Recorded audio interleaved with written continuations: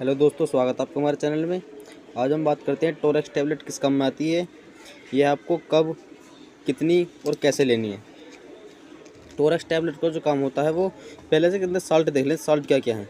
Salt इसके अंदर डेक्स्ट्रोमेथाफेन hydrobromide, फेनाइलफेराइन hydrochloride, क्लोरफेनामाइन mallet.